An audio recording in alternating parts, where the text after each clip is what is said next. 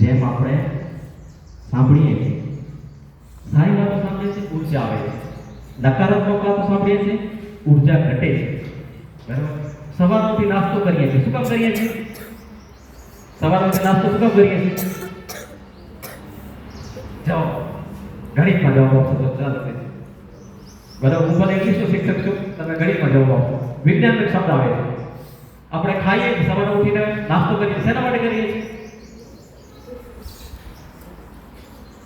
શેના માટે કરીએ છીએ? હે? ઉર્જા માટે. ઉર્જા માટે બીજો શબ્દ શું છે વિજ્ઞાનનો? ઉર્જા માટે વિજ્ઞાનનો શબ્દ જરા ટેસ્ટ છે. તમે કેટલા હોશિયાર છો? કાંતિભાઈ જવાબ કરે છે.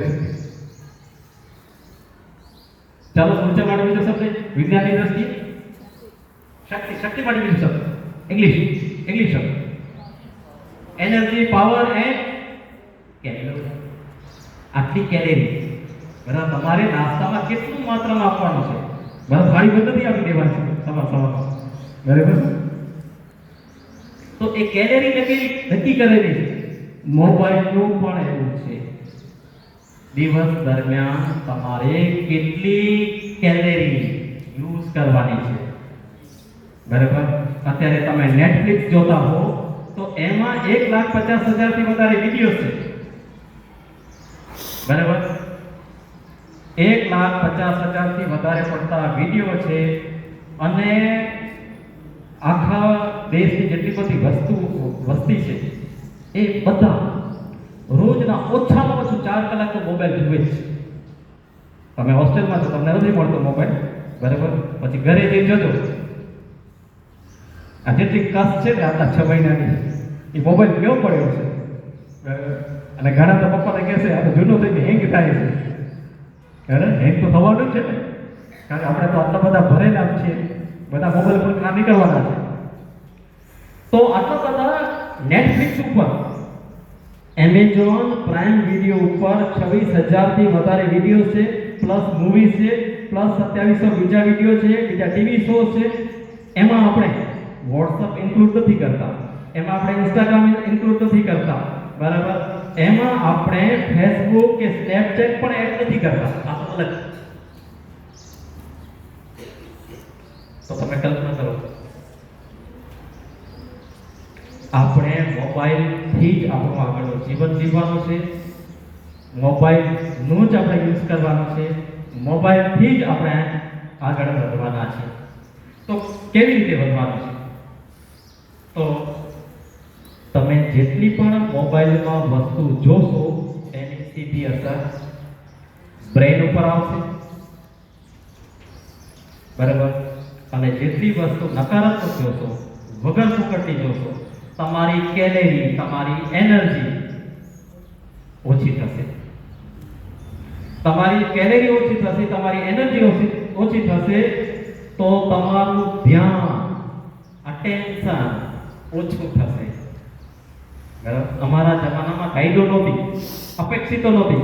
મોડર્ન મેગેઝિન પણ મોડા નીકળે. અપેક્ષિત એ પણ જાન્યુઆરી મહિનામાં માત્ર ને માત્ર ટેક્સ બુક રહેતી. અને અમારા વખતમાં જે ટેબલ છે ને પાળા, એ 40 પાળા તો ફરજિયાત બધાને આવડવા જોઈએ. પછી એના ઉપર અડધા, પા, પોણા, દોઢા, આટલા સુધી પાળા 7મા ધોરણવાળા છોકરા તૈયાર કરતા. 7મા ધોરણવાળા છોકરાને આટલા બધા પાળા આવડતા. આજે તમે બીકોમ કરી, જે 12મા કોમર્સમાં છે એ લોકો જે કોમર્સના દાખલા કરે છે એના પાસે કેલ્ક્યુલેટર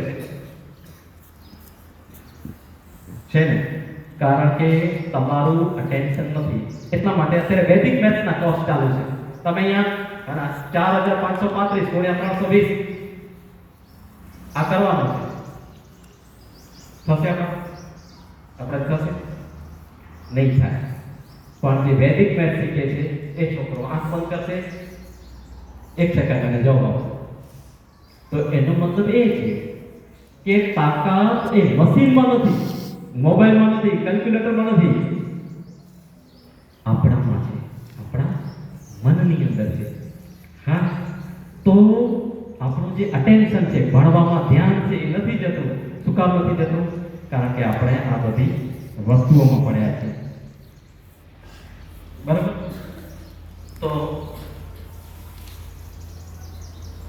આપણે આપણું અટેન્શન, આપણું વર્ક શું છે, કામ શું છે, એના ઉપર કામ કરશું. વાંચવા ટાણે શરૂઆતમાં વાત કરી, શું કામ આવ્યા છે, શું કામ ભણવું છે, આપણા ઉપર કોની અપેક્ષાઓ છે, આપણા અરમાનો શું છે, આપણી ઈચ્છા શું છે, એને લક્ષ્ય રાખી વાંચશો, અટેન્શન એકદમ મસ્ત બનશે.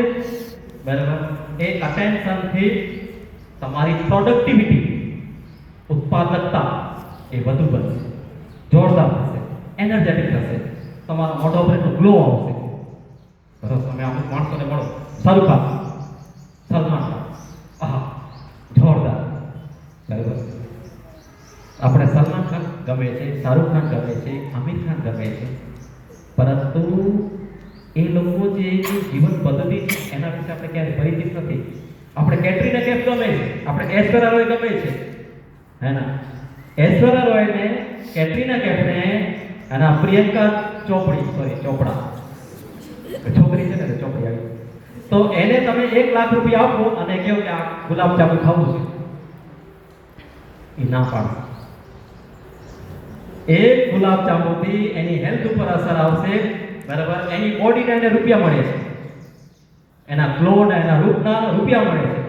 અગર જો એક ગુલાબ જાંબુથી આપણું નુકસાન થાય, દે વિલ અવોઇડ. એ લોકો 1.5 લાખ રૂપિયા, 5 લાખ, 10 લાખ રૂપિયા દેશો ને